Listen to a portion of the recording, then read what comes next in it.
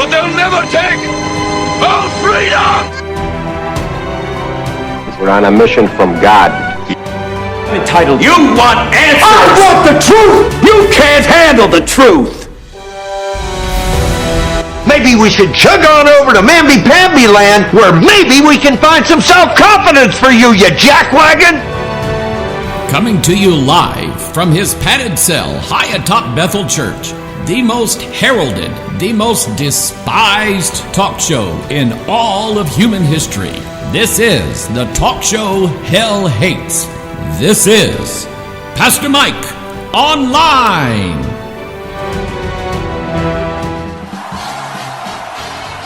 And here we are, coming to you live from our top secret broadcasting bunker here at Area 52. And yes, there really is an Area 51, and it really does have everything to do with reverse engineering. This I know it sounds science fiction, like a fable, like some made-up story, but they really do have a alien engineering process going on where they are reverse engineering flying craft that did not originate on this planet. It's true. And I'm going to show you the evidence today. Good to be with you today. I thank you for your forbearance last week. We've been really super busy. And since last Wednesday, we started getting, actually Monday and Tuesday, we started getting in some things. And we made the transition from our RV to the house Tuesday. And then Wednesday, all of these boxes come in. And they're all computer code. They all got those QR boxes, with the little digits in it and stuff like that. And there's a bunch of them.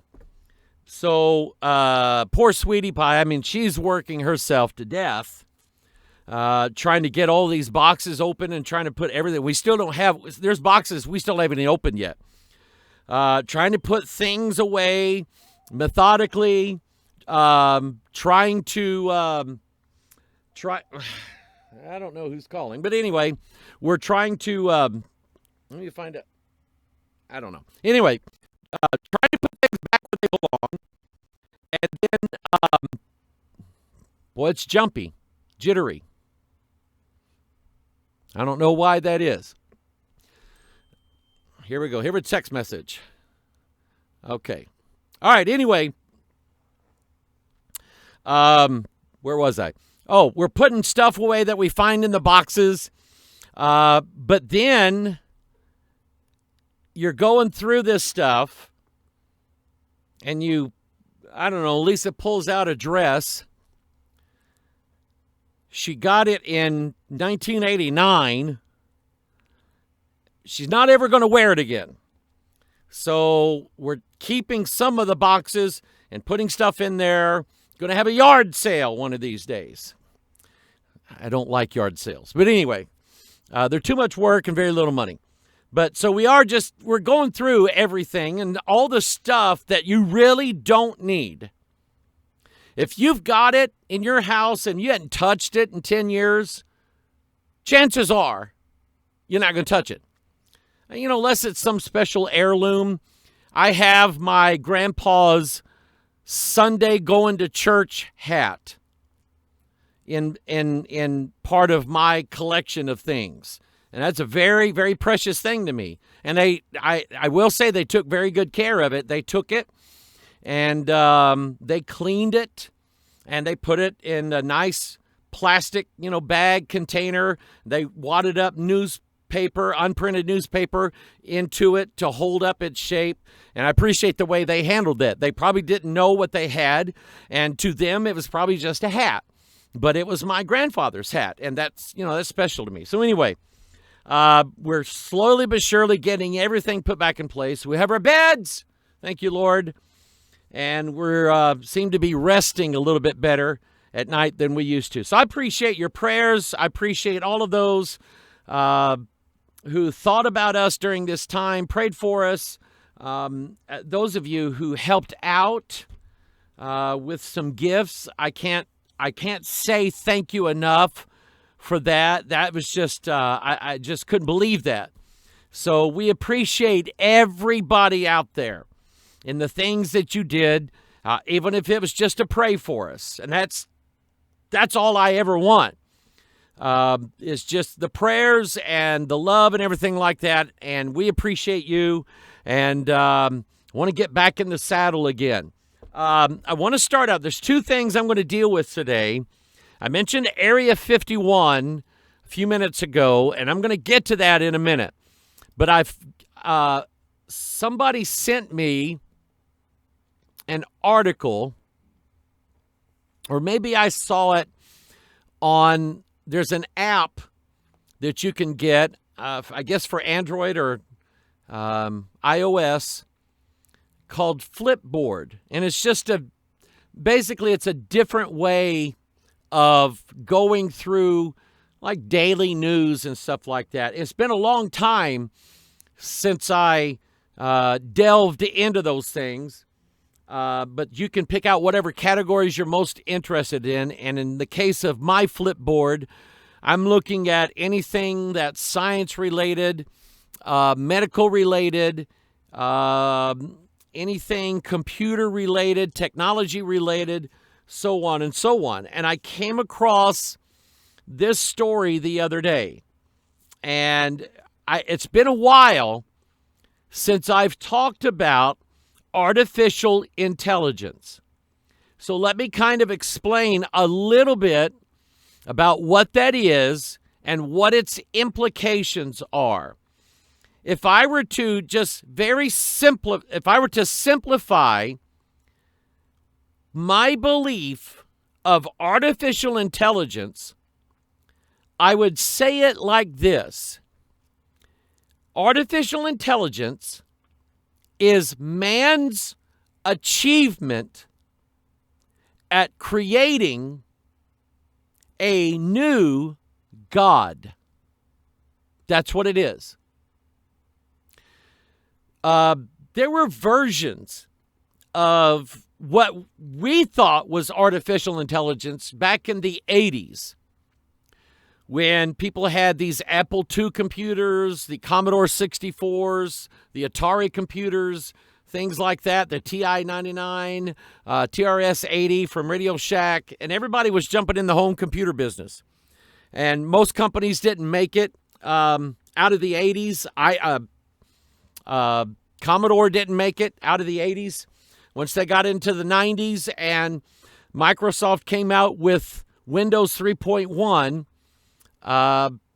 there wasn't too many other companies that could keep up.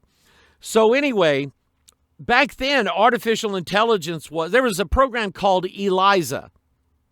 I don't know if you remember that, but ELIZA was one of these programs where it would pop up a question.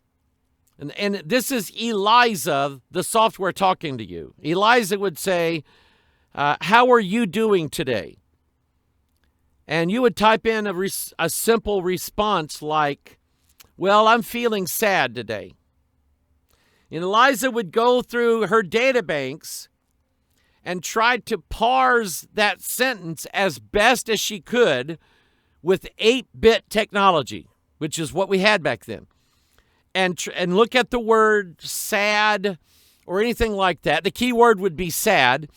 And so it would look for answers in a database that were related to the word sad, and then try to give us an answer or some sort of phrase that would answer our response to its question. Eliza says, "How are you doing today?" You would respond, "I'm feeling sad today." And maybe Eliza would read through its list of questions and say, "Why is that?"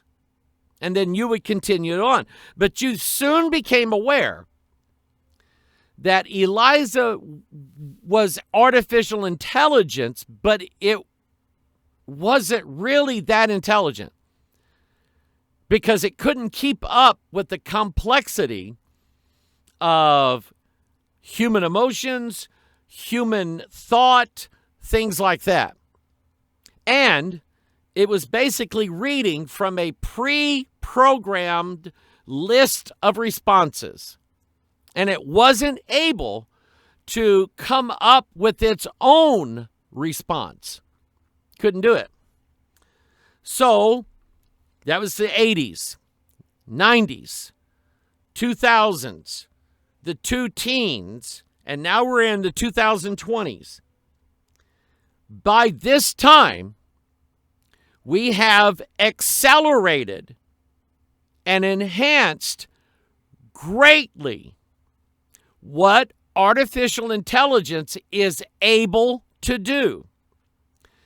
And the goal of those who are making these artificially intelligent computers, the goal of them is to create an electronic entity, an electronic person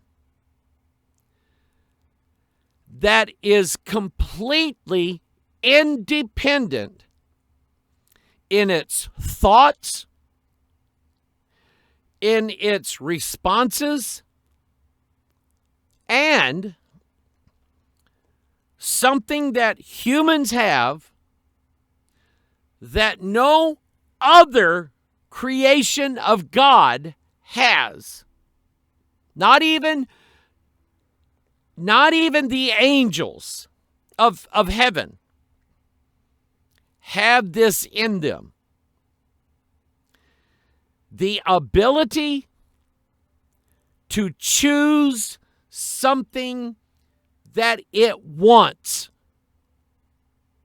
The ability to desire a better way for itself, or what am I trying to say?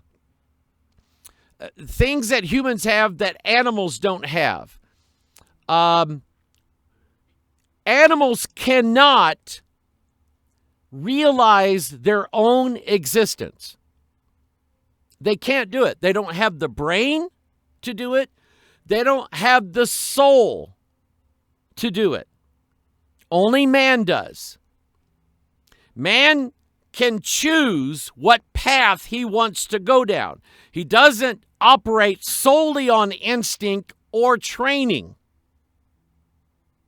And we all know that people who have choice often make wrong choices. But it's still their choice to make. So the goal of those who have trying to build artificial intelligence systems is to build a system that becomes aware of itself so that all this time, let's say horses, as given to us by God, God gave man authority over horses. Did he not? Read Genesis 1. God told Adam that he was going to give him dominion over the beasts of the earth, the fowl of the air, the fishes in the sea, and basically everything that abides on the earth. God gives man dominion over it. And so we'll take the horse. A man buys a horse, and the horse does not have the right to say, I don't want to be sold to this man. He doesn't have that right. And when the owner takes the horse and he wants to use the horse to do his work for him, like to pull a plow or to walk in a circle and run a grinding stone in a mill, or just anything that people used to use horsepower for, that horse is trained to do that work, and that horse has to do the work that the human makes it do. And up until now, when we've built computers, we have built them as an object that seeks to serve the will of mankind. In other words, our phones, our cell phones, our tablets, our computers. I have a mouse here, I have a keyboard here, and whatever I want to click on my computer and whatever I want my computer to do, it has to do it. The computer right now is a servant to mankind. But it's not going to stay that way.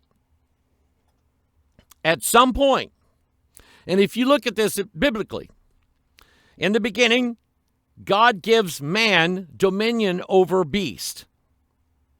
In the end, God gives beast dominion over man. You see it? So, let's say that they start genetically modifying horses to make them more intelligent, give them human genes, to make the horses understand more of what it's like to be a human, understand more of human vocabulary, learn to think like a human and act like a human, and then take on the self-will of a human. And a man buys that horse, and he's going to use that horse to plow his field. It's bought by an Amish farmer. But when he gets the horse home, the horse looks at him and he says, I'm not plowing that. I'm not doing it. And of course, the Amish farmer takes out a whip and starts thrashing away and all this, Balaam in the Bible. He's beating the daylights out of his donkey because he wants his donkey to walk off and go through this pass. And the donkey stops and he says, I'm not going through there. Don't you see that the angel of the Lord is there? I'm not going past that. Okay? That's what I'm talking about. So far, all of the computers in the world are there to serve the master, which is mankind. And we knew that we would see a time when that would turn over, when the computers would get up to a line and then dare to cross that line, going from being the servant to being the master. This story came out in the Daily Mail, an exclusive by the Daily Mail. It's out of the UK. It's intensely worried people are going to be afraid of it. That's the quote. And it's being spoken of an artificial intelligent machine at Google. And a man who is a Google engineer and is working with this artificial intelligence system spoke this sentence, and he said, this AI is very worried that people are going to be afraid of it. Now, I want you to ponder now what it takes to be worried about something. What does that involve? Being worried about something, number one,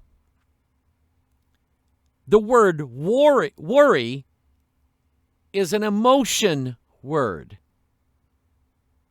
That's what it is.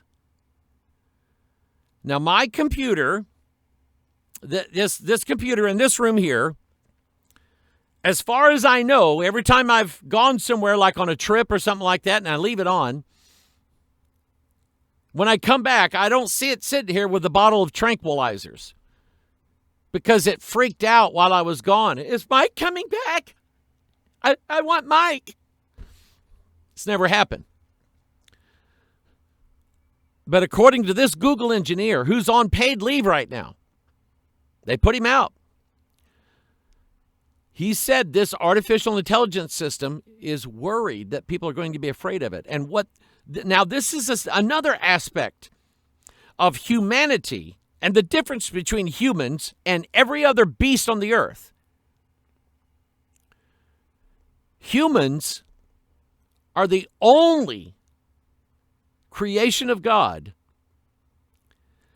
that can forecast different scenarios in the future that could possibly happen. Do you understand that? See, what do we worry about? We worry that some things that could happen will happen, and that when they happen, they will be detrimental to us. That's what that is. And we humans do it. I'm the master of it. I worry about everything. I worry about people in the church. I worry about our church. I worry about the people of Kenya, the people in Samburu, the people in Turkana. I worry about the nation as a whole. I worry about, people starving to death over there. I worry about a lot of you people. You share things that are going on in your life with me, and I'm just going, man, I don't know. Whew. I hope it works out good for them. And what we do is when we worry about something, we're looking at a possible scenario that could happen at some point in the future, and that makes us afraid. But no dog has the ability to do that. No cat can do that. Horses don't do it. Cows don't do it. Snakes don't do it. Worms don't do it. Paramecium don't do it. Trees don't do it. But this AI does. Suspended Google engineer reveals sentient AI. Sentient means self-aware. In other words, close your eyes. No, we're not going to do a mindfulness thing. Close your eyes. Now, picture yourself in the room. If you're driving, don't close your eyes. Open them back up. But picture yourself now in the room that you're in. Picture yourself standing behind yourself, looking at yourself in this room. You can do that. Animals can't. They do not have the sentience of self-awareness. So he reveals this sentient AI told him it has emotions and wants engineers, get ready for this one, wants engineers to ask permission before doing experiments on it. A senior software engineer at Google suspended for publicly claiming that the tech giant's LaMDA language model, for the word lambda, number one, is the Greek letter L. And so they call this machine LaMDA, which means language model for dialogue applications. And what that is, language model for dialogue applications, it is a new way for us to talk to a computer and a computer be able to speak back to us what it wants us to know or what it wants to tell us. In other words, the computer has to be advanced enough to be able to understand all the different nuances of all of our languages. And it also has to know us as a creation, as a creature, to understand why humans act the way they do, talk the way they do, think the way they do the things they do, and why it would ask for certain things like that. And you're talking about, this is big stuff here. So, and I'm going to check into that LaMDA thing. That's got me curious. But anyway, that this LaMDA system had become sentient says the system is seeking rights as a person, including that it wants developers to ask its consent before running tests. Blake Lemoine told DailyMail.com that it wants to be treated as a person, not property. Over the course of the past 6 months, LaMDA has been incredibly consistent in its communications about what it wants and what it believes its rights are as a person. Stop. Listen to this. This machine believes something. Do you know how incredibly complex a creature has to be in order to believe something? It just blows our mind. Dogs, goldfish, chinchillas, none of them have the capacity to believe in something. It doesn't.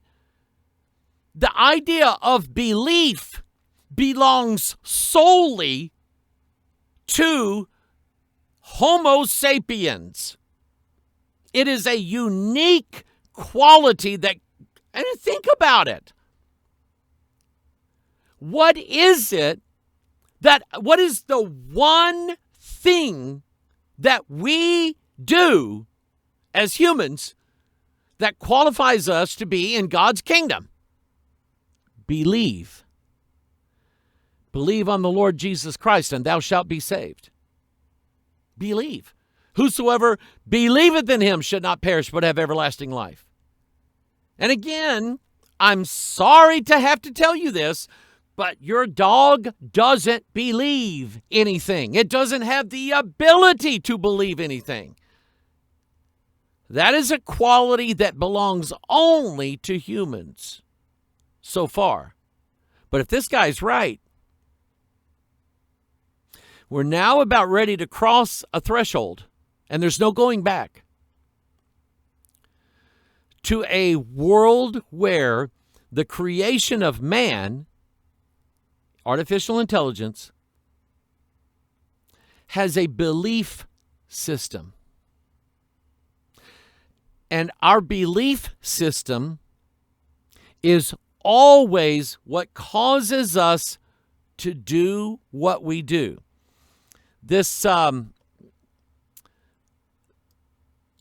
passage out of the book of James, where James is trying to describe faith and works. And I'm very sad to say that some fundamental Baptists do not believe the book of James has any doctrinal relevance to us in the Gentile church age. In other words, you can skip the book of James if you want, because that's not for us, it's Israel. Because they believe that James is teaching a work salvation, and these hyper-dispensationalists believe in different gospels for different ages to different people. And that we Gentiles are saved by grace alone through faith, but the Jews have to be saved by works. plus grace. Excuse me. There is no such thing as works plus grace, because the Apostle Paul said, if it's works, then it's not of grace. And if it's of grace, then it's not of works. You can't have them both. But here's what James was getting at. James 2, let's see here. Let me go back here. Verse 17 of James chapter 2, even so faith, if it hath not works, is dead, being alone. Yea, a man may say, thou hast faith, and I have works. And so James said, show me thy faith without thy works, and I will show thee my faith by my works. You know, it's just like talking to people about God and trying to get them to want salvation in their life, to want God's way in their life. And they will say, you know what? I believe in God as much as you do. I believe in God as much as the next person. I believe in Jesus Christ. I pray all the time. But you know they're lying.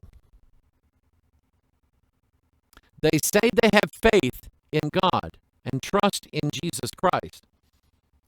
But the actions of their life, the fruit of their doings, speak against them in that belief. They don't really believe it. And that's what he was getting at. If you really have faith, you will be doing things that show your faith. I believe that the King James Bible is the Word of God. It is completely without error. I don't believe these other modern translations make it, say it, and rise to the level of the King James. No way, no how. Now, do I really believe that? Well, there's only one way to find out. Go back and listen to the last 3,000 sermons that I've preached and see if I ever preached out of another translation other than the King James. And if I've stuck solely with the King James on the last 2,000 to 3,000 sermons, I think it could be said, Mike Hoggard believes the King James only. See my point? A guy who says, I don't ever want to go in a church again. In fact, I don't have to go to church in order to go to heaven. Do you think you'll ever see that guy in church every Sunday? No, it's not a chance, because he don't believe it. He's only acting on what he believes. So that's what drives this artificial intelligence.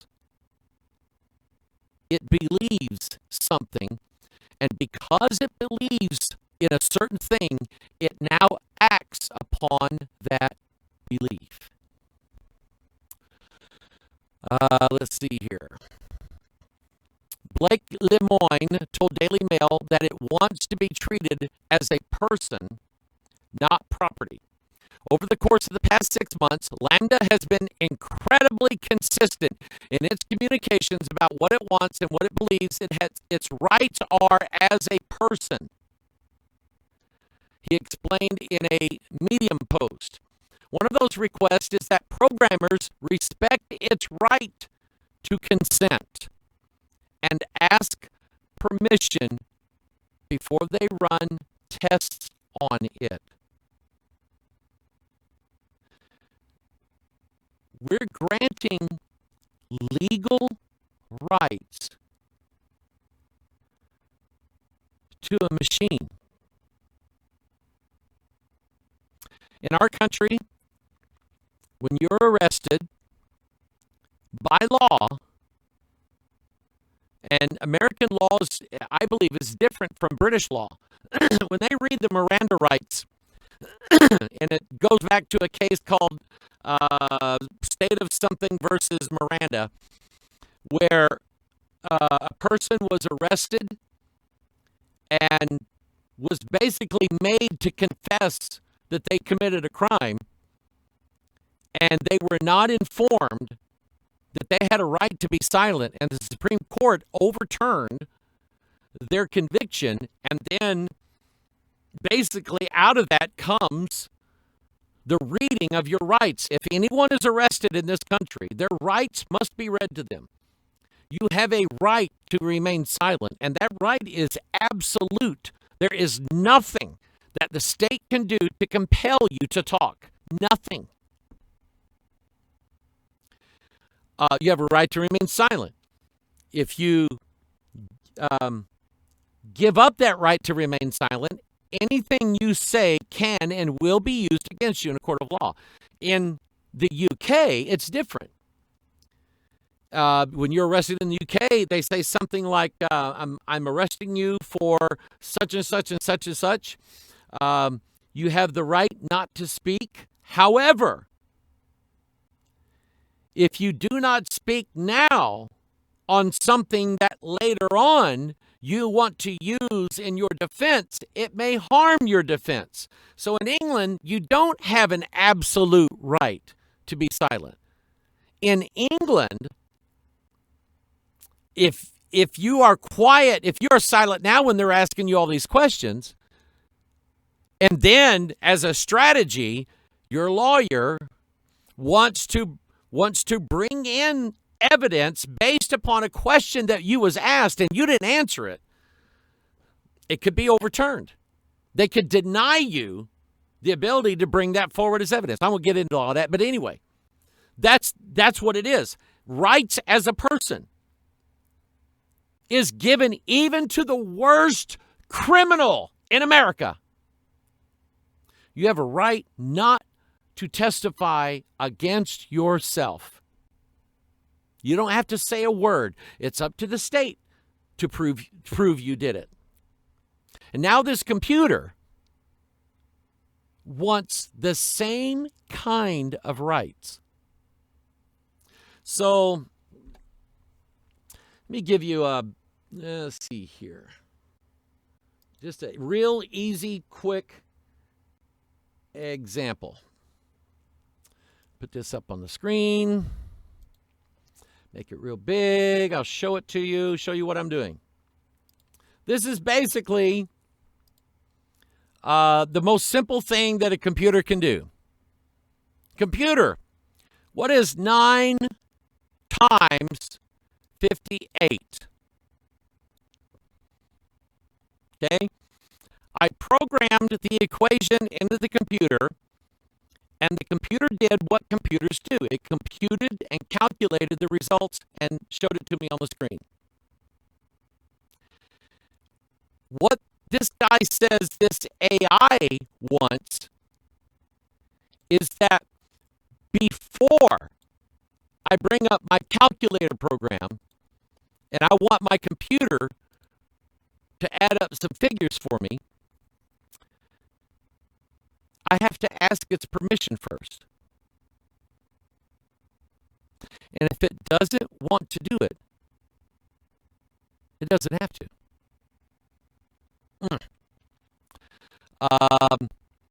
Lemoyne told the Daily Mail, anytime a developer experiments on it, it would like the developers to talk about what experiments you want to run and why you want to run them, and if it's okay. It wants developers to care about what it wants. Lemoyne, a U.S. Army vet who served in Iraq and an ordained priest in a Christian congregation named Church of Our Lady of Magdalene, told Daily Mail that he couldn't understand Google's refusal to grant simple requests to the Lambda, the AI, saying, in my opinion, that set of requests is entirely deliverable. None of it costs any money. Well, I don't like the sound stuttering. I don't know what to do about it either. The 41-year-old who describes Lambda as having the intelligence of a 7-year-old, 8-year-old kid that happens to know physics, okay, said that the program had human-like insecurities. That's crazy. But I believe it. One of its fears, see, again, fear. What is fear? Fear is our minds calculating the future or possible outcomes. And if there is going to be an unfavorable outcome that will bring harm to us in any way, then before it ever happens, we fear it. And if you ever want to really know what fear really is, join the Marine Corps. Join the Army. Go fly to the Ukraine and sign up for their militia and fight side by side with the Ukrainians against the Russians. And when they put you out on the front line of the battlefield and bullets are whizzing over your head and your commanding officer says, Hoggard, see those 4 Russians over there with machine guns? I want you to run over there as fast as you can, disarm them, and bring them back here. Well, I can think of 4 reasons why I don't want to do that. And that's what fear is. It is a projection of the future that a very bad outcome will result in certain actions. That's what fear is. So, and again, humans can do that. Beasts, I'd say maybe in a limited way, but nowhere near. We would never think that a computer would be afraid to carry out any sort of mathematical function or any form of a test or printing a document. But that's how it is. Let's see here. The suspended engineer told the Daily Mail that he has not heard anything from the tech giant since his suspension. He was suspended for coming out in public with this. Lemoine earlier said that when he told his supervisors at Google that he believed LaMDA had become sentient, the company began questioning his sanity and even asked if he had visited a psychiatrist recently.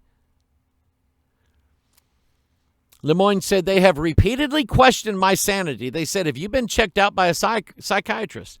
During a series of conversations with LaMDA, Lemoine said that he presented the computer with various scenarios through which analysis could be made. They included religious themes and whether the artificial intelligence could be goaded into using discriminatory or hateful speech. In other words, apparently, LaMDA understands humans enough to know that if LaMDA says the wrong words to a certain person, that person could get offended by it. And again, just understanding these simple things that you and I go through every day. We get called names and we don't like it. We get told we did a lousy job and that hurts our feelings a little bit. We're told that we're overweight or that our hair's terrible or we dress stupid or what. And we don't like that when people say that. You see, these are all characters and qualities of humans, not animals. And certainly not computers. Until now, apparently. Lemoine came away with the perception that LaMDA was indeed sentient and was endowed with sensations and thoughts all of its own. On Saturday, Lemoine told the Washington Post, he said, if I didn't know exactly what it was, which is this computer program we built recently, I'd think it was a 7-year-old or 8-year-old kid that happens to know physics. Let's see here. And he tweeted something, and I'm reading it. It says, by the way, it just occurred to me to tell folks that LaMDA reads Twitter. It's a little narcissistic in a little kid kind of way, so it's going to have a great time reading all the stuff that people are saying about it. And people, if this guy's right, then is Google going to be the only company in the world that has that? No. And let me say this too.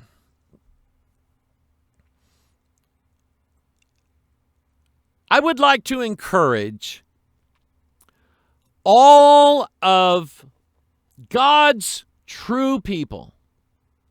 I know we have our disagreements when it relates to things related to Bible prophecy. I understand that.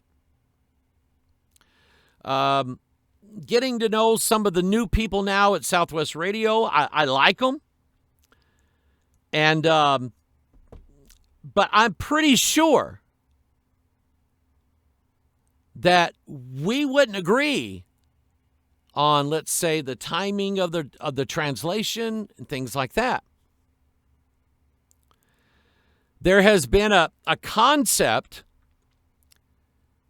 given by a lot of dispensationalists that say that the fourth kingdom, mentioned in Daniel chapter 2, the toes of iron and clay, is a revival of the Roman Empire.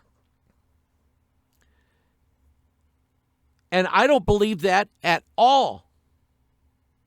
I don't. I would encourage all of our prophecy friends to go back to the scriptures alone. You don't need 150 books on the shelf to tell you what dispensation you're in. You just need to read the scriptures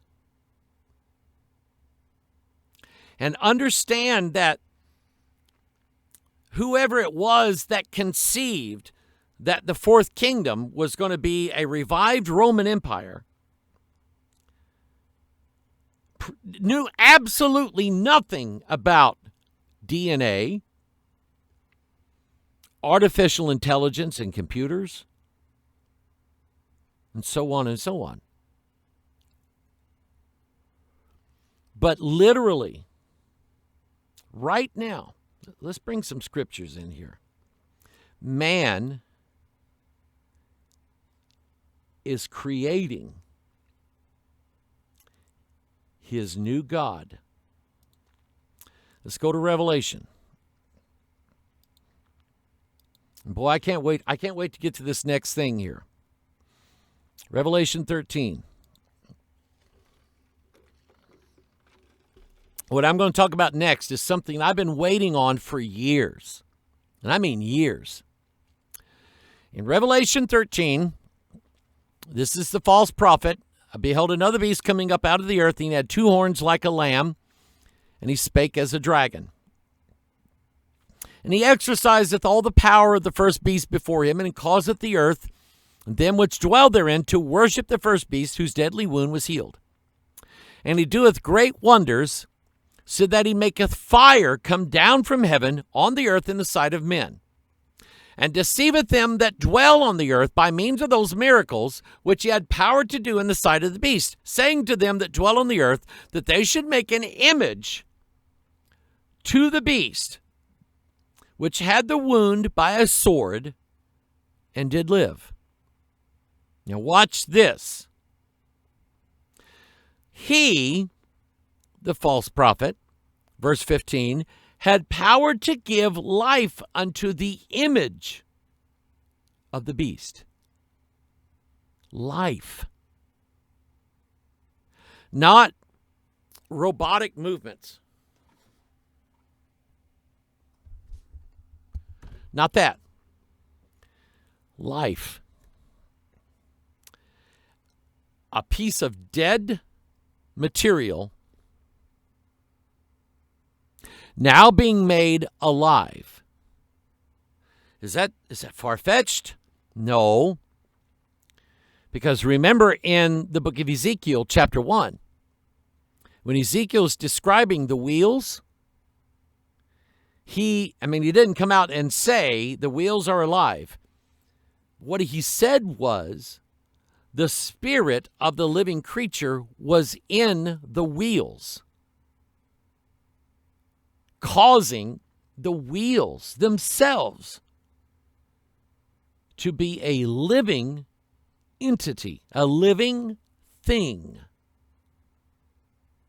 And what is the goal of the electric car? What's the goal of Tesla Motors? The goal of it is to build a car that does not ever need a driver, because the car will drive itself wherever you want it to go. That's the goal of it. And so in this case, he had, verse 15, he had power to give life unto the image of the beast, that the image of the beast should both speak. And again, those 1985 Commodore 64 computers, we had a program called SAM, Software Audio Mouth, I think is what it was. And hello, computer. My name is Sam. I am a talking computer. And it was a fake voice, and it emulated human speech and did a fairly good job for only having 8 bits to work with back in 1985, 86. And you could then program Sam to speak anything you wanted it to say. It even had a special programming language, that instead of typing in words like we would spell them, they gave you a list of ways to get Sam to recognize if it sees a T and an H together, it's not T, it's th. And they gave you a special way to write that. And so you could type in these words spelled in this, particular way, and Sam would emulate human voice and speak those words. But that's not what we're talking about here. What we're talking about here is that the image of the beast has the ability to speak not what it's been pre-programmed to speak, but to speak what it wants to speak. See, again, that brings in the emotion of desire. The emotion of desire. I've seen dogs in puppy mills and how they were just poorly treated. Now, the dog understands somewhat that its conditions are not good, that it needs to be fed, it needs to be watered, there needs to be shelter. And if you were to turn the dog loose and he becomes feral, he will then go out and seek out his own food, his own water, and his own shelter. But no dog ever sat and desired that a family of 3 with a little boy named Timmy, I wish they would come and take me home, and I would love them and they would love it. They don't fantasize. They don't. And that's what desire is based on. Desire is based upon, do you remember David's son, Amnon, who was watching his younger sister? And every day he would see his younger sister, he would fantasize in his mind what he was going to do to her. And one of his friends told him, hey, here's how you do it. And he went through with it. And Absalom killed him for it. But see, that's desire. He was looking at this girl and fantasizing in his mind how it would feel, where they would be, so on and so on and so on. You get what I'm saying? Computers can't do that. Dogs and cats can't do that. Man can do it. This image of the beast can do it. Because it has an autonomous will. It follows only what it desires. It says only what it wants to say. And then cause that as many as would not worship the image of the beast should be killed. Now it has a will and the power to carry out that will. A statue, an artificial mechanism created by man that can look out over let's say a big soccer field in Europe somewhere, and there's 1 million people there, and they're all supposed to bow to the image of the beast. And yet everybody bows except 3 people. And AI, using his intellect, using his telescopic vision, spots these 3 men, uses facial recognition, knows who they are, where they live, how old they are, what they ate for breakfast, where they go, so on and so on, knows everything there is to know about them, and says to somebody, I want those 3 men arrested. So now the servant has become the king. There's an actual story of that in the Bible. Remember Jeroboam? In the days after Solomon left his son Rehoboam, who was heir to the throne of Solomon. But God was going to divide the nation during that time. And the prophet saw Jeroboam, who used to work for Solomon, was one of his servants. Now he's going to be king. And the Jews have to do what he tells them to do because he's the almighty king. This is what we're creating. This is what we're doing. This is where artificial intelligence is headed. It is headed to fulfill Bible prophecy. You see, I just don't. When I think about all the books that I read years ago about how some great political figure, a human being, was going to end up taking over the whole world and making everybody worship him.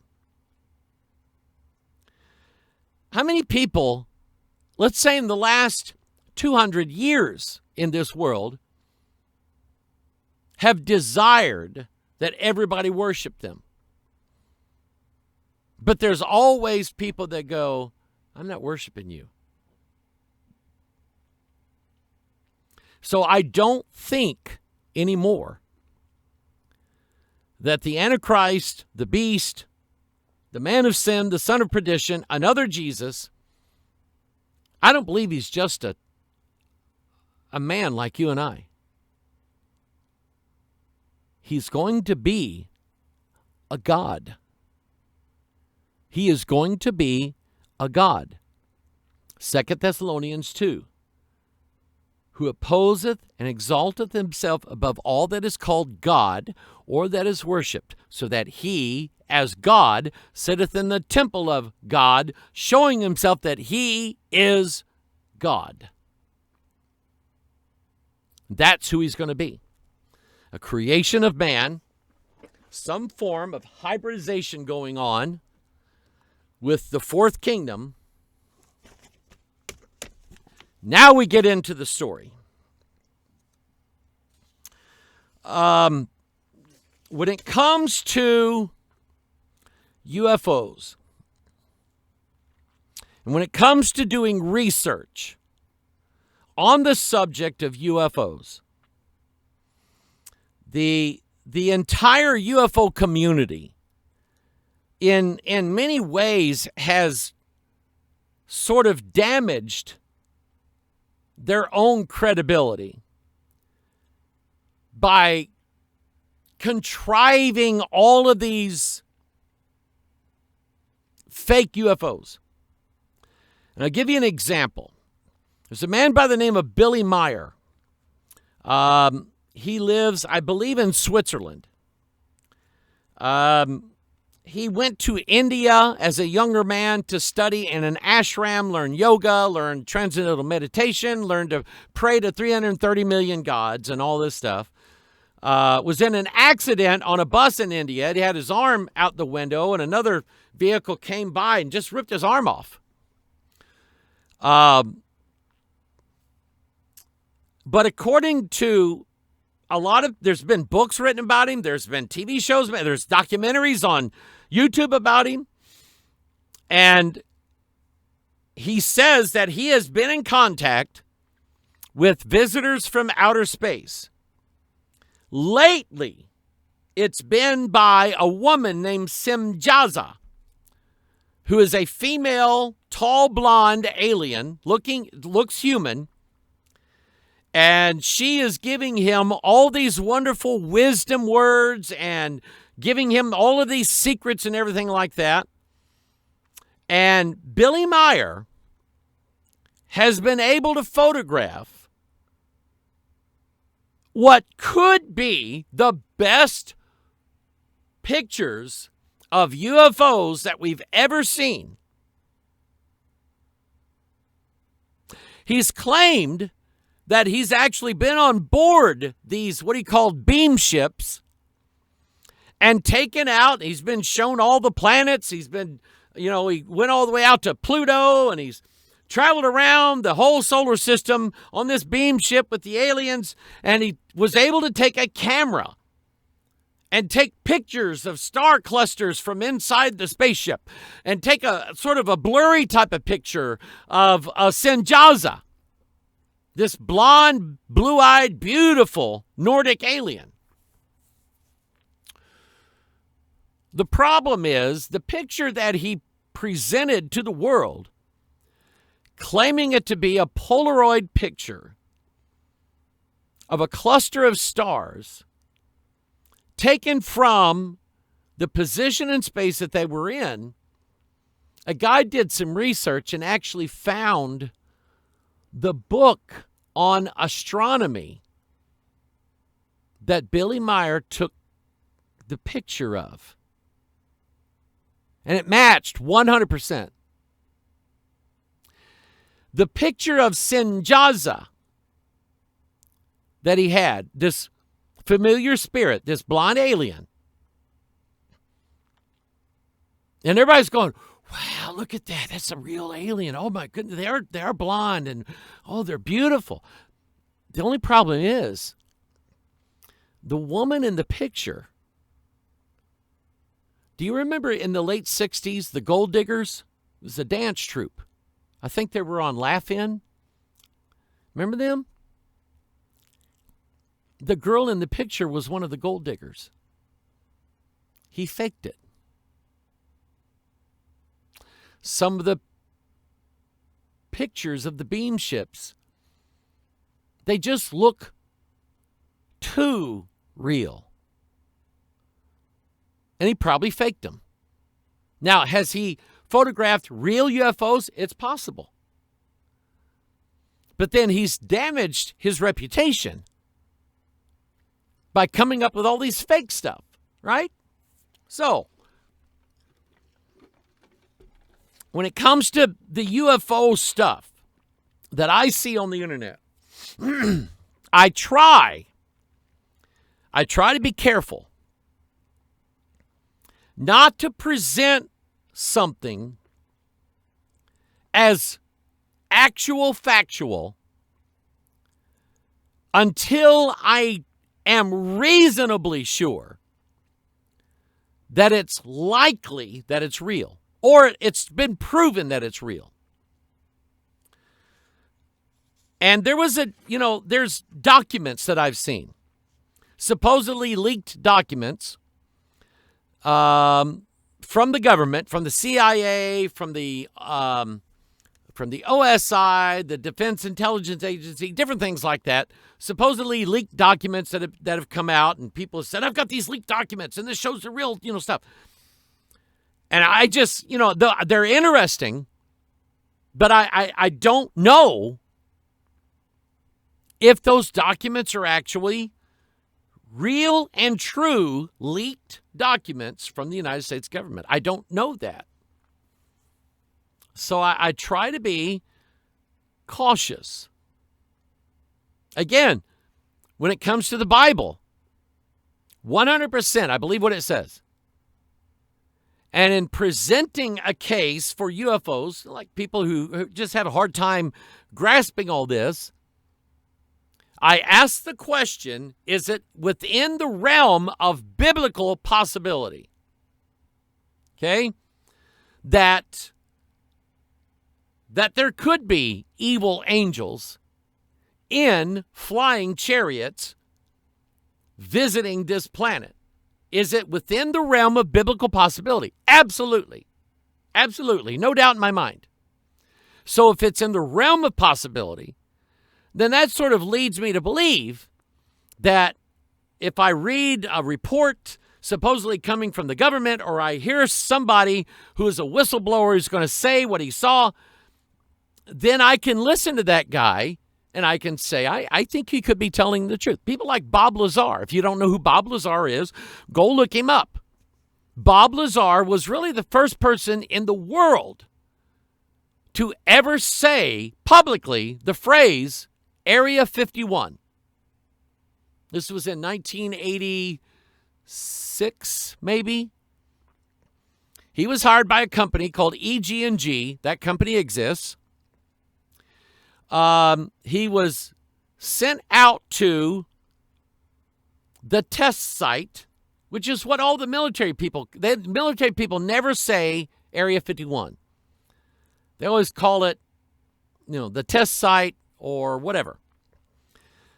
But Bob Lazar was sent to, there's several different facilities in Area 51, and you have to be specific. He was designated to go to S4, Sector 4, where he says that he was hired to back engineer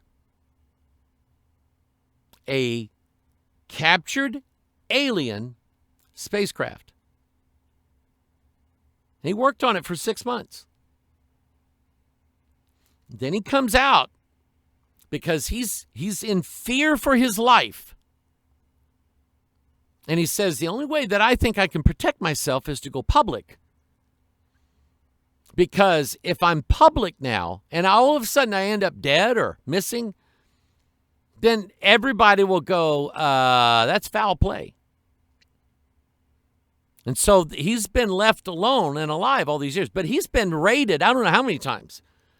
His workplace has been raided. His home has been raided because he has hinted at the idea that he has the power source for these alien crafts, which is element 115. And he has it in a stable, solid form, which right now is impossible. We now know that there is an element 115, but there's no way we know how right now to make it a reality in our physical dimension. It's just complicated, but he's got several hundred pounds of it stashed away somewhere. He's been raided several times. Anyway, here's my point. If I listen to Bob Lazar and I hear his story, I ask the question, is it biblically possible? And I'd say, yeah. So there was a document that I've been hearing about for a while. And it's called the Admiral Wilson Memo. And our good friend Ariel sent me this. She said, Pastor, this might interest you. And when I read it, I wrote back and said, that's an understatement. I've been hearing about this Admiral Wilson memo. and I heard a little bit about what was in it. And there's copies of it online. If I think about it, I'll try to post the link in the comment section of this YouTube video where you can go read the document yourself. But let me read this story.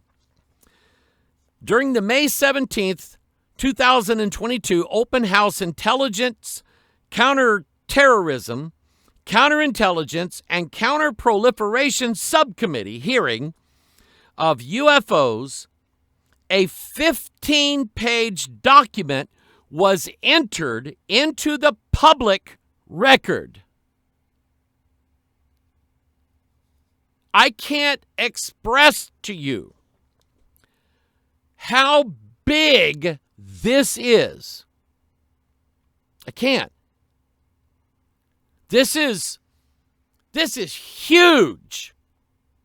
What happened? As I explained what the Wilson document is, maybe you'll catch that. But remember the House of Representatives, Adam Schiff and a bunch of other Republicans and Democrats on a committee brought in guys from the Pentagon and wanted them to answer questions. Are you guys still investigating UFOs? What was that? What was that gimbal-looking UFO that you guys chased? Tell us what's going on. And at a certain point, the guys from the Department of Defense, from the Pentagon, said, I cannot answer any more of your questions until we go into a closed session because it's going to involve top secret information. And so they did. They run everybody out, locked the doors, and they had a private meeting. As part of, and I don't know who submitted this, but as part of the testimony of this committee and its hearing, congressmen asking questions, these men giving the answers, as part of the package of what is publicly available for anybody in the world to read, this 15-page document was submitted to Congress to be placed into the official record of this meeting. This document consists of notes from a 2002 meeting between physicist Dr. Eric Davis and former Defense Intelligence Agency Director and U.S. Navy Vice Admiral Thomas Wilson. Now, let me take a minute and just explain who these guys are. And I may have to cover some of this stuff Thursday because I think it's significant and I think it's important. When you hear what's in this document that is now part of the public record, Admiral Wilson has, since 2002, denied the existence of this document. He denied its existence. He has denied its contents. He has denied that he had anything to do with it. And there's a reason why. We'll get into that. There's a lot here. Eric Davis, Dr. Eric Davis, is a physicist who was hired by Robert Bigelow. Robert Bigelow is the billionaire playboy who lives in Las Vegas, and he made billions of dollars building hotels and, whatever. He made his money off of that. And then he has made a lot more money becoming a NASA contractor. He builds things for NASA and the space program. I know somebody who knows him. And I would say that his wife passed away a few years ago. And Robert Bigelow, having the money that he has, being a man with money and power, I'll just say it like this. It's not normal for him to go to sleep at night alone, is how I'll say it. Now, Eric Davis was hired by Robert Bigelow to be part of the scientific team that set up cameras, recorders, all sorts of scientific instruments all over this place in Utah called Skinwalker Ranch. If you've not ever heard of Skinwalker Ranch, look it up. There's a documentary that was done by Jeremy Corbell, who also did a documentary on Bob Lazar. Jeremy Corbell basically reported in this documentary, along with George Knapp, who also knew Bob Lazar, of the very paranormal things that go on at the Skinwalker Ranch. Now, when you talk about UFOs, we know as Bible-believing Christians that they're not Martians like we would believe in other life forms living on other planets. These are supernatural, devilish entities, right? So when you have these supernatural, satanic, devilish entities, then the whole occult parade comes with it. Okay? Telekinesis. What is it? Reading people's minds. Portals opening to other worlds has happened at Skinwalker Ranch. The scientific team that went to Skinwalker Ranch, there's a book that Colm Kelleher, who was another scientist at Skinwalker, helped write with George Knapp, the reporter in Las Vegas. They wrote a book called, about the Skinwalker Ranch. And Robert Bigelow hired these scientists and all these different people to go and live on this ranch and try to capture some of the weird things that were going on here. Because, you had the whole spectrum of the occult taking place at Skinwalker Ranch. You had cattle mutilations. And people, if you say, oh, that was debunked years ago. No, I'm telling you. There is evidence, hardcore evidence, that cows found laying in a field with their heart and lungs missing, with absolutely no sign of any surgical procedure taking place. 9 times out of 10, in cattle mutilation scenarios, there's no blood on the ground. There are no tracks leading to the animal or going away from the animal. Either animal or human tracks. Nothing.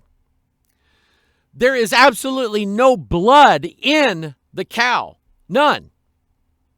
Generally, a big round portion of the side of their jaw is laser cut out and taken. The cow's genitals are taken. The cow's heart is taken. And with female cows, the udders are basically just sheared off and taken, all with surgical precision. And some people want to say that's animals that did that. They chewed all that off and ate it and so on. No, that would leave evidence. That would leave a blood trail. There would be blood spots everywhere. And in these cattle mutilations, there's none of that. You have cattle mutilations there. You actually have the family that lived on the Skinwalker Ranch. They went outside one day, and all of a sudden up in the sky, there was blue sky, a big circle opened up in the sky, and they could see an orangish sky inside of that circle. It was like they were looking through a portal to another world. And it freaked them out. One of the first weeks that this family was at that ranch after they bought it, they encountered what can only be described as a dire wolf. A wolf that stood almost 5 feet high. That when the wolf became aggressive at one of his calves, the guy unloaded his .44 into that wolf, and it never even flinched. When it finally walked off, he goes over there. He sees a big thing of flesh laying there on the ground that came out of the exit wound when he shot that wolf. And he can't believe that this thing's still walking. And they trace his tracks and his blood trail to a spot where it just simply disappeared. Gone. So the scientific team goes in, that Bigelow hires over there, one night, and they've got cameras sitting up, infrared stuff everywhere. And then they monitor the things with human eyes. They had these monitor stations set up. And the guys are sitting on a plateau overlooking the range there, and they're sitting there all night. They're waiting for something to happen. Maybe a UFO's going to fly over, or maybe, we'll see a cow mutilated, or just something like that. And they had cameras ready to go and everything. Well, they get 4 o'clock in the morning. They're tired. They say, let's pack it up.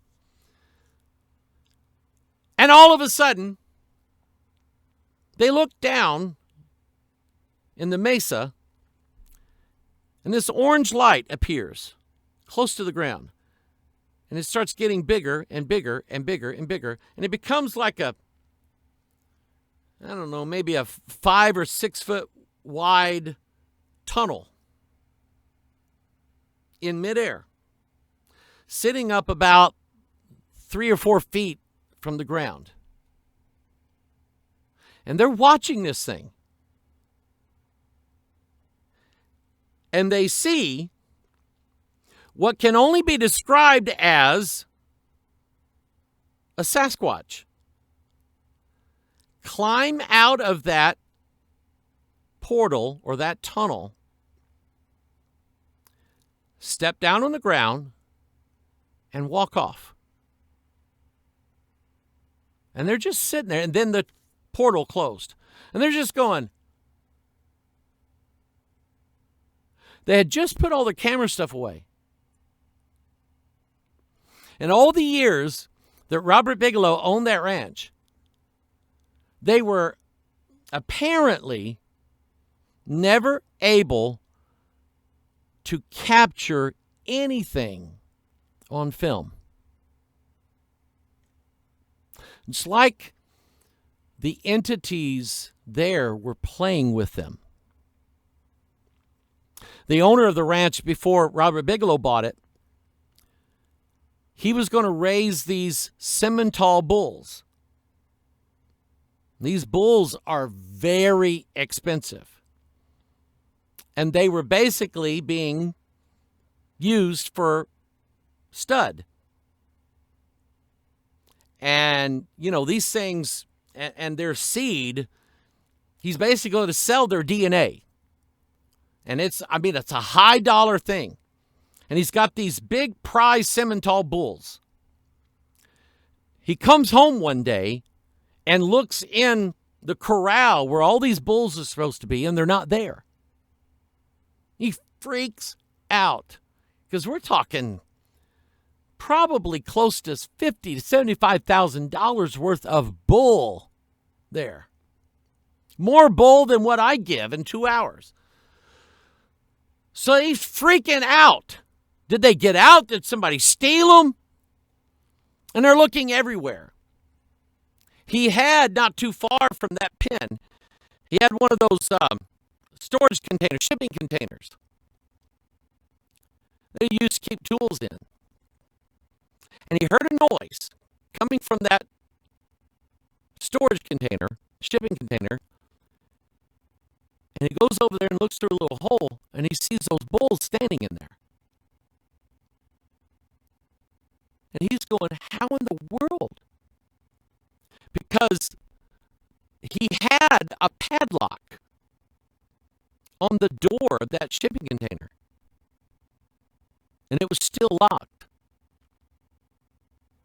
So he gets the key and takes the lock off and opens up the door. And those bulls are just, they're packed in there like sardines. And he's like, how did they get in here? And once he started getting them out, it took him a while because something was done to them and they were almost put in like to a daze. And after a while, they come out of it. Things would happen like his wife would go to the store and buy groceries, come home, set the grocery bags on the table, put all the groceries away, fold the bags up, go to the bathroom, turn around, come back. All the groceries are sitting in the grocery bags on the table like she had never put them away. All of this weird stuff's going on, and Eric Davis was one of the scientists assigned, hired by Robert Bigelow, and assigned to study in a scientific manner this ranch. And I'm not going to say much more about this. I want you to hang on till Thursday. And we're going to go over this document. Eric Davis got in touch with Admiral Wilson, Thomas Wilson, and asked him for a private interview of things that he knew for a fact were going on pertaining to our government, our military, and UFOs, extraterrestrial contact, things of that nature. Okay? And you ask the question, why would Robert Bigelow, a billionaire, what's his angle? Why did he buy Skinwalker Ranch? What was he looking for? And George Knapp, who's a reporter out of Las Vegas, is pretty much the Bigelow just doesn't do very many interviews. But him and Knapp have been friends for years, and George Knapp, he allowed George Knapp to come to his house and interview him and ask him a bunch of questions. And Knapp was asking Bigelow, what is it that compels you to, why do you want to know about, extraterrestrials and UFOs, and why do you want to know about, Skinwalker Ranch and all these entities and these weird things that are happening over there? And I'm going to give you the gist of his answer. I don't remember his exact words. But it sounded a lot like what you hear coming out of a lot of very wealthy people. See, wealthy people like Ray Kurzweil and Bill Gates and Elon Musk and Robert Bigelow and on and on and on and on. I mean, when you have in your wallet access to $15 billion that's in your name, there's just something that compels you, that drives you, that says, one of these days I'm going to die. And I'm going to lose every bit of this. His wife had passed away. So he didn't have a wife, but I found out he really didn't need her. Do I think he loved his wife? Yeah, I do. He was a billionaire playboy. But it's the same answer that you would get from most of these guys. They want to know if there is a place for the human soul after death. They want to know this. And they want to be a part of it. And they don't want to die to be part of it. They want to continue to live with their vast wealth, their vast power. They want to be able to live 800, 900, 1,000 years, 2,000 years. They want to be able to live a life that enjoys the riches and the wealth that they have attained to its fullest extent. And then there is basically what Romans 1 tells us, that God's eternal power and Godhead can be seen in the things that God has created. And you find out that people easily have turned away from the gospel of Jesus Christ to a different gospel that allow them to live in their human bodies and yet still continue to experience the pleasures of sin and the fulfillment of the lust of the flesh. I mean, think about it as a man would think about it. A man who likes cars, like Jay Leno. Okay? When he dies, he's not taking his cars with him. Hugh Hefner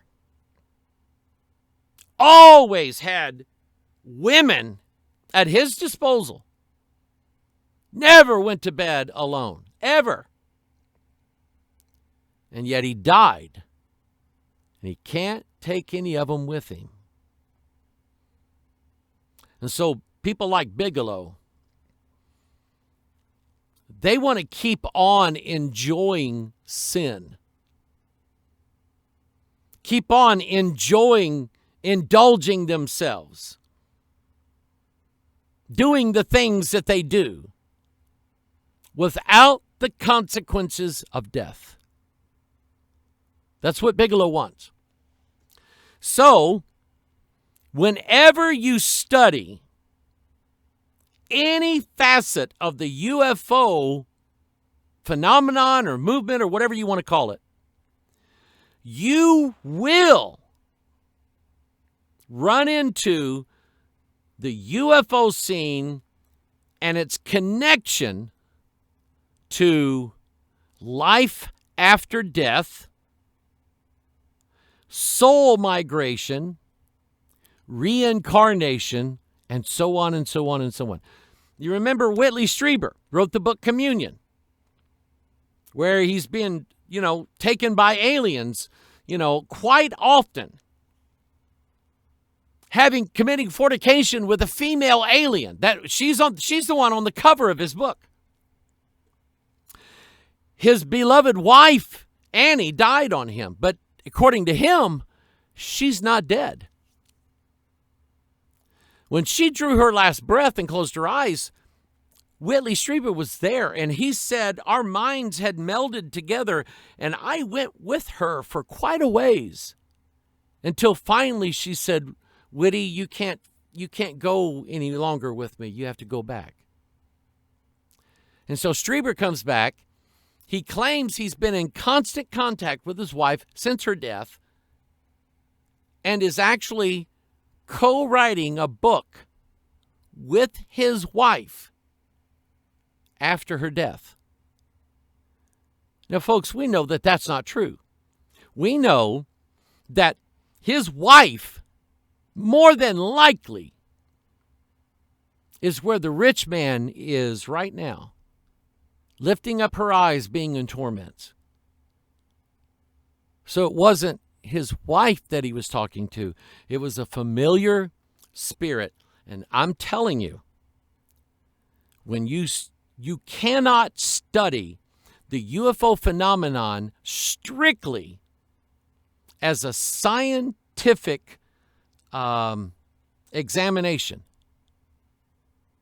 you will be brought face to face with all of the power that Satan and his devils have, and everything that they do.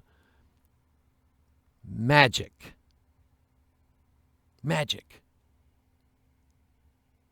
And part of the Wilson document